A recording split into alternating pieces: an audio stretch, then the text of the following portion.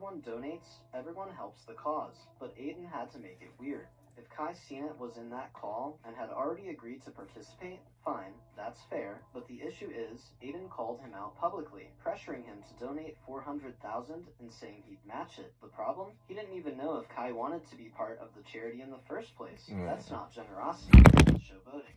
This one moment turned into a full-blown controversy, because right after, Mr. Beast started reading the list of creators who had agreed to donate, and that's where everything started to spiral. Let me just read off where we're at so people know on this call. Aiden, what the just happened? So we got Train for 400K, Neon for 10K, Steve for 50, now potentially $1 million if for whatever reason YouTube unbans them. I don't know, we'll see. TJ 50K, X 400,000, me some fine 400,000. Yeah, stop. You said bangers can't be cheated. Stop being weird. 400 grand, JC 100 grand, Alok 100 grand, TJ 50. Sketch 55, Thug 50. What the? This is I'll add a son. I think somebody said he wanted to be joined. I'll just add him. If he doesn't join, he doesn't join. It's all good.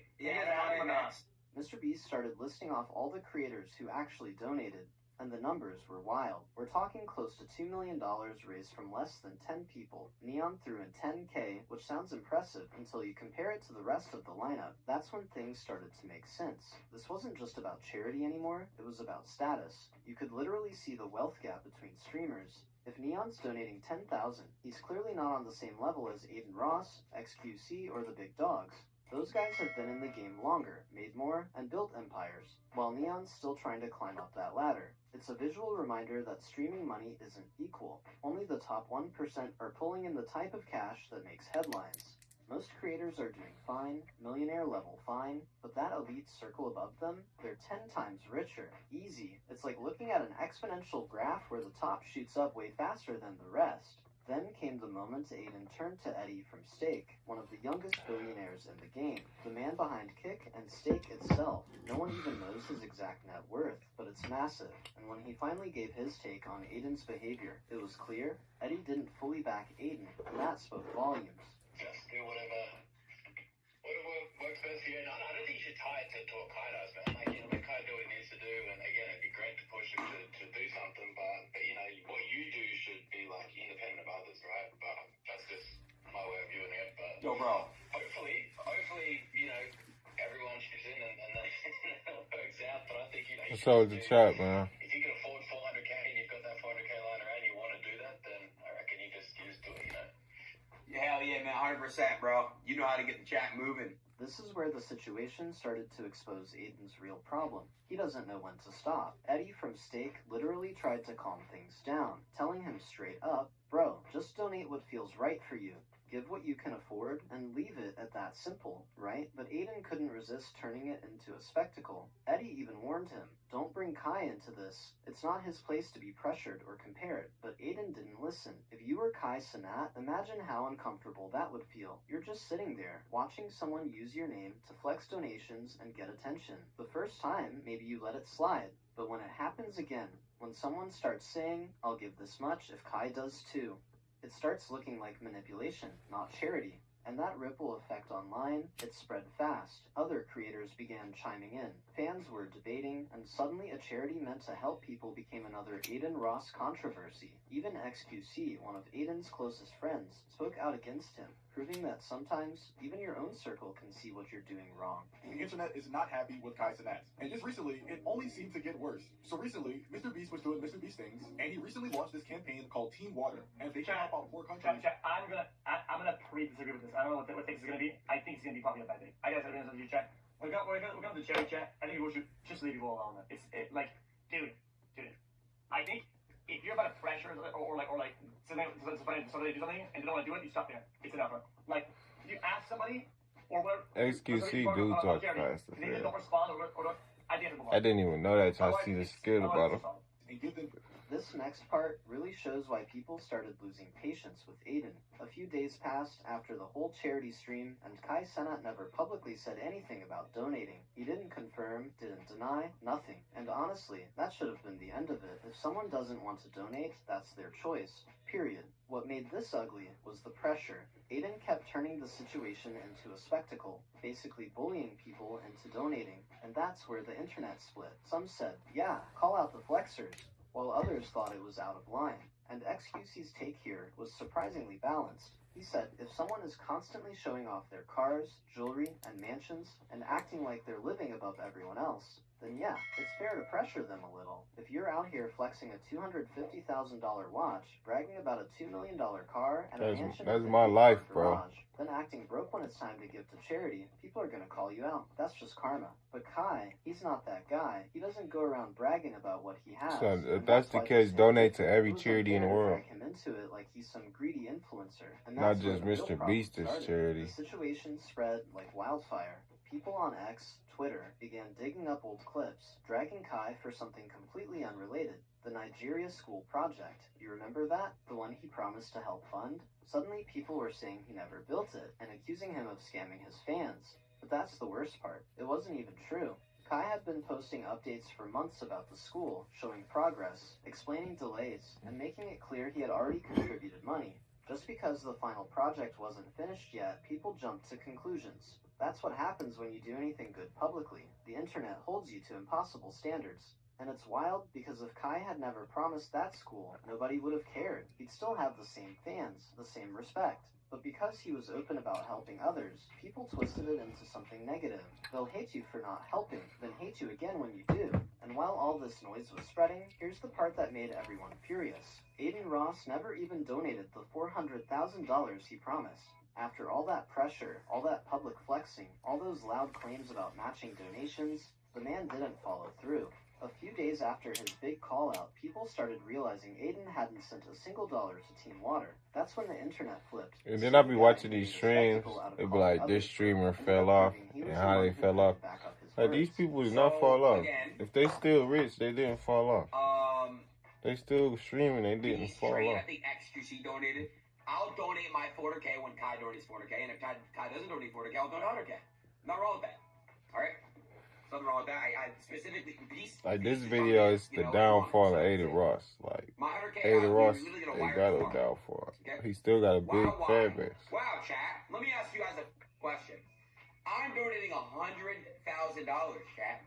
What the fuck are you guys that are big at that donating? Tell me right now. What the fuck are you? What are you doing? This whole thing came to a head when Aiden Ross went off, yelling, "Tell me right now, what are you donating?" And that's exactly why it feels like Kai Cenat might still have an issue with him. Aiden suddenly backpedaled midstream, realizing he switched up from the $400K he originally promised. The timing couldn't have been worse, especially since this is the same guy who just bought a $25 million mansion. Now sure, maybe Aiden isn't as liquid as he once was, but come on, when you're dropping $25 million on a house, it's hard to convince anyone you can't afford a few $100,000 for charity. The optics were bad. If he wanted to fix things, I don't know why y'all be the streamers. Since Kai doesn't want to be involved, I don't know why y'all be spending $25 million on the if house. he didn't mean it would have looked better than what actually happened. Spend $25 million on some land, build some businesses and houses, by saying, "At least I'm donating something." and get rich, or build a farm. This is what y'all streamers need to do. Y'all got all this money. If y'all streamers bought farm and bought livestock and sold out of that, that money gonna be there forever. Until you can't afford the workers for your farm. As long as y'all don't even gotta work. Y'all don't work anyway. All you gotta do is pay people. I feel like people get rich and they don't invest into the right thing. Open so many businesses. I feel like it'd be so many houses for rent on the market and all that. I mean, I get you're probably a rapper or you're a streamer, so you really don't got time for that. You could hire somebody to sell stuff for you, though. And you can see why Kai would hate that. It's not that it destroys his image, but it's definitely unwanted attention. Because if we're being real, Kai just didn't need I will have endless. Once I get rich, I'm gonna have endless money because I'm gonna invest into everybody in the right things. To have Aiden drag him back into unnecessary drama right after that, it's careless. If Aiden had done this with someone like iShowSpeed, Sneeko, or XQC, guys he's cool with and jokes around with all the time, nobody would have cared. That would have fit their dynamic. They'd roast each other constantly. But Kai, he's not one of those guys. Things between them were tense not long ago, and Aiden should have known better. So yeah, maybe his intentions weren't evil, but it was still poor judgment. There's a fine line between He said the downfall of Aiden Ross. He didn't say nothing. But with some shit that Aiden did. Jack Doherty has recently been on a generational try to force Kai into donating. Dumb crypto scams, bullying autistic people, and even getting exposed by his ex for exploit and manipulation. That's all he said that whole video. Jack. Basically, nobody watches him anymore, and it's hard to spot a single positive comment across all of his accounts. I've made many videos on this situation, but today I wanted to go over everything. So let's try to hit 3,000 likes. It takes 2 seconds, and it really helps out the video more than you think. And without further ado, let's talk about it. Some viewers may find the following video disturbing. Viewer discretion is advised. So over the past couple days, numerous people like Jack Doherty. On Jack Doherty. As his if you watch his downfall, would go on a podcast and you go to his page, when dating Jack. And as bad as you think it could have been, believe me, it was much worse. Everything from being manipulative, sexual assault, and even getting his employees and her addicted to substances. It's safe to say that he Jack did Doherty fall is off. more I ain't than gonna he lie. ever has been. And today we're going to be taking a look at everything. No, I wasn't initially going to make a video on this podcast because it is a very sensitive topic, and McKinley clearly did I go feel like through I ain't a lot. nobody However, talking I about realized nobody that a fell lot off. of things I previously But if covered I on did this to Cali channel were actually like confirmed them, I when would be watched just the as entire interested. podcast. And I feel like it's also extremely important to recognize what McKinley went through, and also how terrible of a person Jack Doherty actually is. With one of the main points being the manipulation tactics that Jack would use on his own girlfriend. When Jack and McKinley first started dating, McKinley was very adamant that she did not want to do OF. And at the time, Jack would even state that that's something that he liked about her, something that he found attractive, and he would even claim If Jack Doherty can have an OnlyFans group begin to change a lot. Jack would begin to and be pressure pimping McKinley them into out, creating an OF in some pretty manipulative ways. He ends up this one night taking me to dinner, and he was like, I want you to come with me. I'm I meeting know I up can. with my business guy. I'm not saying his name. We end up going. It's a really nice dinner. It's with a bunch of other people I had never met before, but it was this older guy. Jack introduced me to him. We start talking a little bit, and he just brings up, so why don't you have an this man, he's like in his 40s. And you've never met him before? Never had met him before. I was like, well, it kind of caught me off guard, especially like coming from an older man. I was just kind of like, that's the first thing you say to me is, why don't you have an OnlyFans? I was like, it's against my morals. That's all I said. I was like, it's just the way I was raised. Like, I that's something not in the cards for me. And I'm firm on that. And he said, fuck your morals. Now this is really strange considering the fact that McKinley said that Jack was the one person throughout their entire relationship early on that supported the fact that she didn't want to do OF. So it's really weird how Jack would take her on a business meeting where there are people literally saying fuck your morals and asking her why she doesn't have an OF yet, as if it's just a normal thing to do. If I had to guess, Jack probably told them to ask McKinley that question and persuade her down the path of creating an OF. And even though McKinley was still saying that she 100% didn't want to do it at the time, it's safe to say that Jack wasn't having it. I'll never forget this night. Michelle walked into the bathroom I was in. I was by myself. And she basically told me, listen, don't freak out, but Jack really wants you to start OnlyFans. And he said that there's no reason for you guys to be together if you're not helping. I broke down in tears. I was like, wow, everything that he had said to me, like, oh, I know you're my wife because you don't have one, and getting me to go to dinner and try to get me on OnlyFans, but it didn't work. Now it's an ultimatum. He wanted me, when he realized he didn't have the control over me when it came to other people and like what they could say, he realized that he did need to create an ultimatum for me. And that was hard for me, and he knew that. He knew what I felt and how I felt about him and the whole situation, and I cried, and I was like, let me talk to Jack. Like, I just need to talk to him. I was thinking, you know, if I go and talk to him and just say, you know, this is how I feel about this, like, he'll respect it again. And, like, if he sends me home and doesn't want to be with me because of this, then, like, I guess it is what it is. But I didn't want to lose that. And that was what I was, like, prioritizing. It wasn't what I could make on OnlyFans. I had no idea. I had no idea how much money you could make on OnlyFans.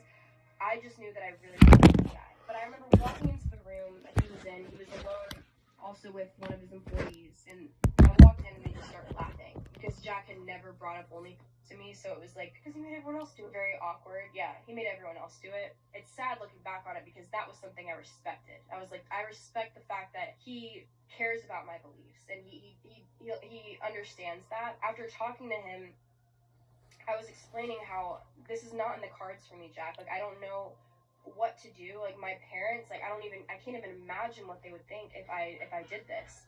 And he was like, your parents are going to get over it. Like, they're going to realize how much money you're going to make. And I was like, am I, though? Like, I had no idea. I was like, am I going to make money? I don't know. And they were like, you are going to be very well off. They were like, this is going to be the biggest success ever. And Jack was telling me, he was like, you're going to be, my main girl. Like, we can post together. We can finally act like boyfriend and girlfriend.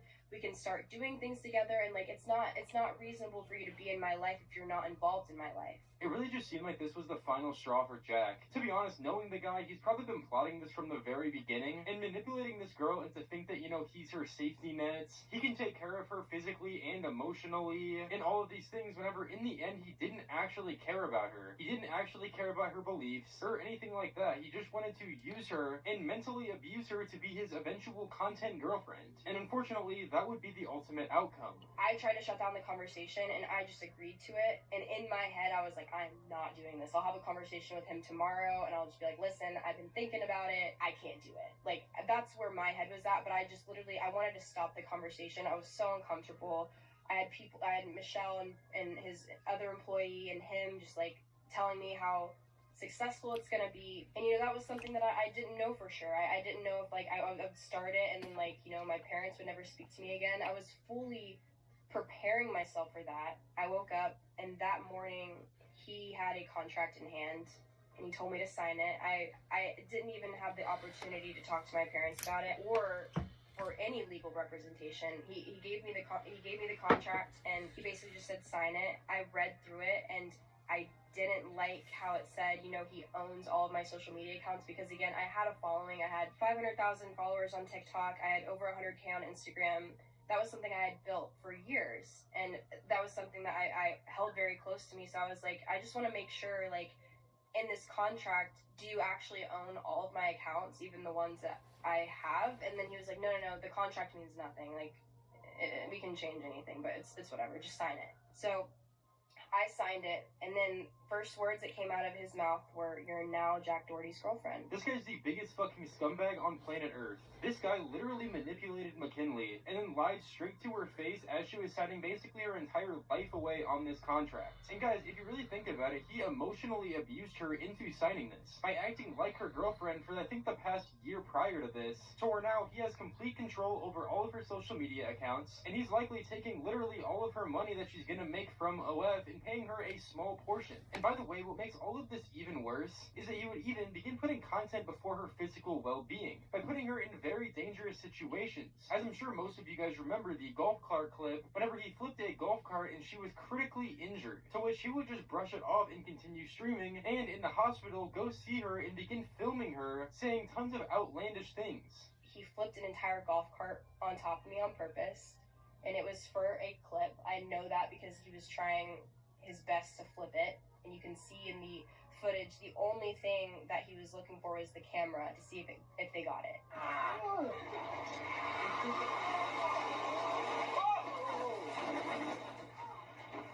Oh fuck! I was in so much pain. He thought it was I love Jesus not that big too, of a brother. deal. Jesus I was like, loves I need to go to us, the hospital. loves I was crying. I couldn't even walk. My back was so bruised up, and like my whole entire spine was just bruised. And my neck, it had hit my neck. It literally could have killed me. The way it fell on top of me, it fell on my side. The back of the cart went at the back of my neck, and I crunched over, and then it hit my back. He said that he thought it broke my neck. And I'm like, if you really thought that, and you're like not worried about me, that's insane. When I'm on the way in the Uber and I'm sitting upright, I'm realizing like this is bad. Like I'm in pain. I definitely need to do something. And I walk into the house, everyone is there. They looked at me and were like, we need to go to the hospital, like we'll go with you. So they were kind enough and realized, they watched it live and they were really pissed off at him for acting that way and, not caring about my well-being and not making sure I was okay. And when I went, Jack had met me there and he had a camera. I was so embarrassed because I'm like, I'm in the hospital, you're filming all of these things. He was like, you're the baddest one in the hospital on video. And I was like, I'm just not in the mood for this. But he was filming and they gave me medicine and I went back home. I was in bed for about a week and, you know, I was back to normal. But his joke, I guess, of everything, he bought a golf cart the day after it happened and then surprised me with it for a video, and it was like all just a joke and funny to him. This is borderline What's up with just the criminal Twitch activity, views? and genuinely is just abuse on so many different levels. What's up I with the genuinely new don't get viewer why just McKinley would joined? decide to stay with Jack after this point, knowing the kind of things he said about her and the things that he did to her. Like, not only did he flip the golf cart, but he also brought cameras in the hospital whenever she clearly didn't want to be filmed, and just publicly humiliated her. She most likely just had to stay with him because she was still under contract, but it still doesn't disregard the things that he put her through. And debatably, things would only continue to get worse from here. In some of my previous videos, I did cover the golf cart clip, but I also went over the instance of McKinley being robbed, as Jack and his crew would be in a giant bus in the middle of Compton doing a takeover, and McKinley would decide to stay in the bus, which would ultimately get broken into by a guy with a gun, a ski mask, and also a giant bag. McKinley stated that she thought she was actually going to die in this situation, and Jack seemed to be more interested in posting content about it than actually caring for McKinley. What did you do? What the fuck up, bro? Wait, what did you do? I don't know. Wait, did he take your stuff? I think. What the fuck? No, I said first my bag is to get your fucking bag. He took your purse? I don't know. McKinley, where? Oh my god. Where's the key? Where's the key? Okay. But that was the most real trauma ever. Like, it was a noise that had never came out of me before. I was freaking out. Jack was, you know, yelling at me. He was like, what happened? What happened? And I'm like shaking. I'm like, I can't even like explain what happened. I don't know. And it was obviously very, very traumatic for me. And I was like, please shut the cameras off. Like, I cannot, like, please take me off this camera. And he refused. Why? But I just started it. Like, why? Because it was like fucking great. Everything's great content for you. But it I happened. fucking died. Well, you're alive. Share the story. Come on, I thought you Fuck agreed you. to. You're For gonna thinking that's okay. tomorrow though. You're gonna be so happy But, to record this. You know that. Maybe record it, but going live again Because it right gets now, clipped. You're gonna see it it on doesn't TikTok. matter. It doesn't does. fucking matter. I'm doing For this. once, please, I'm asking, please. If we record it, it makes it easier. He refused to shut off the camera. He refused to stop his live stream. He was laughing about it, saying like, well, you're gonna wake up tomorrow and like you're gonna wake up to all these TikToks and like these viral clips. And I'm like, Jack, I don't care. I'm like, everything is content. Like, I don't know what isn't anymore. Like, even this, like, you can't just feel a little bit of empathy for me after going through that. And, you know, he continued his live stream. He didn't listen to me. And I was like, what more does it take for you to just respect me? And what happened to you? What happened to the guy that made me feel safe in the beginning? Like, this was horrible.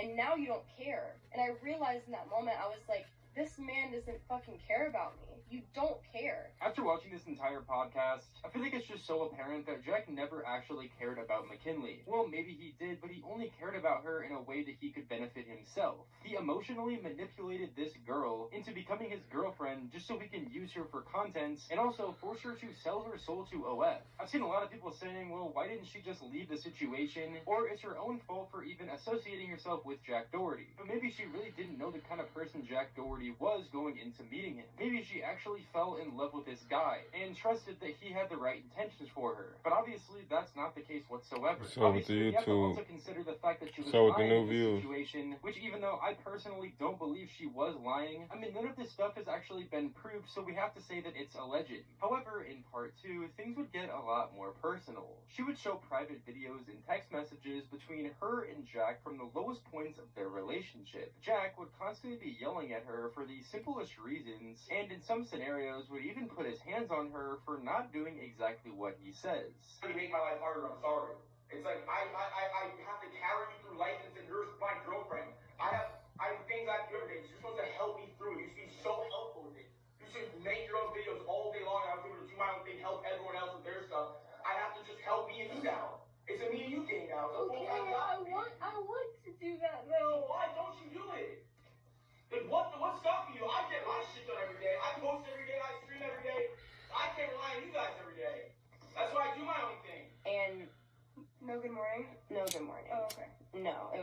do you see what time it is?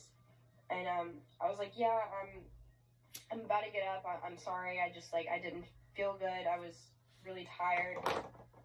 He was like, look at you. He's like, you can't even do basic fucking things like wake up at 8 a.m. He's like, I am who I am surrounding myself with, and it's you. And I'm turning into you, and it's horrible. You're a lazy, useless piece of shit. It became clear after this point that Jack wasn't only using manipulation tactics on McKinley, it was borderline emotional abuse. If we're being honest, Jack really didn't have to yell at McKinley in this situation, especially enough to make her cry. If he actually loved and cared about her, he would have sat down and talked to her about it, but he didn't. He decided to yell at her to the point where she broke down in tears, and unfortunately, things were only going to get much worse, as McKinley would describe an instance that would happen after she talked back to Jack in a particular way, and this is when she realized she was in a lot of trouble. I remember all I said to him was, if I'm so fucking useless, then why do you take all my money? That's all I said. And that enraged him. He was furious. He stormed over to me. He was like, you stupid fucking like, you're not grateful for shit. He was like, I should have never given you a fucking chance. And I'm brushing my teeth. I'm crying. There are tears coming down my face.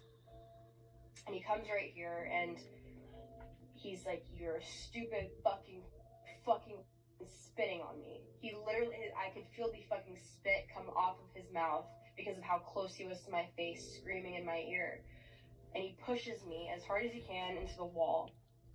And I caught myself in my arm, which I have a picture of the bruise from the day after.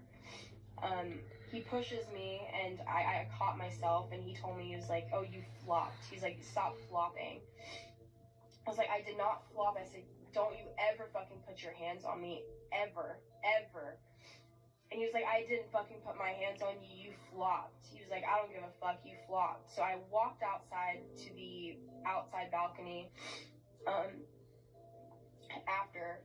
But before I could even, like, do anything or text my parents, he came outside and he was like, you're just so annoying, like, to deal with. I'm trying so hard not to punch you in the fucking face. I'm trying so fucking hard. It's taking everything in me not to punch you in the stupid face. And he's grabbing his fist. He's red as fuck. His eye, it was not the normal Jack I was so used to. It was so, like, completely different. And I was terrified in that moment. I was so scared. I didn't know if he was about to beat the shit out of me. He would always make jokes and say, like, I'm like, should we just ourselves? Like, I'll just you, I'll me, like, just ourselves. I didn't know. He was so enraged. I didn't know what he was capable of, so I just knew I needed to leave the situation. I needed to get out. Now, this allegation is absolutely insane, and I obviously have to say it's an allegation for legal reasons, but I do believe that Jack would do something like this. We have to remember who Jack is, the stuff he's done in the past, and the things that he's currently doing. Not only is Jack a drug addict, but he's also the worst version of a public nuisance. Someone who goes up to random people on the street and threatens to be violent with them. Knowing this, acting this way towards McKinley just seems like something Jack would do, and knowing the people who surround him, no one would probably even care. And even if they did care, they'd be too scared to call Jack out for it. In fact, McKinley would even state that at one point she began feeling sick. So she would go on to get a pregnancy test and it would come back positive twice. Even though she was obviously mortified to be pregnant with this person's baby, Jack would be more excited about making a family YouTube channel and farming his newborn for views. I ordered the pregnancy test, I took it, and I set it aside. I'm like, you know what, I don't think this is why I feel this way. I'm really hoping it's not. I wasn't expecting anything, and it was positive. And in that moment, I realized, like, wow, like, not only, I wasn't preparing myself for this, but with where we're at in our relationship and how I feel, and, like, how he treats me, like, that's all that came to my mind. It was no happy thought at all. But I was terrified, and I had another pregnancy test, and I was like, surely to goodness it's not it was a false one. Like, let me take another one. I took another one and instantly positive. I was like, wow, like it's real. Like, this is real. My life is over. Like, that's all I was thinking. I was like, my life is done. Like, I don't know what I'm gonna do. My parents are going to kill me. I even felt bad for, you know, even just the fact that I had that, and I'm, you know, actively taking Adderall. I was actively drinking. And I was like, I had no idea. Addicted to Adderall. I go downstairs and Jack is outside, and I was like, Jack, I need to talk to you. And I told him,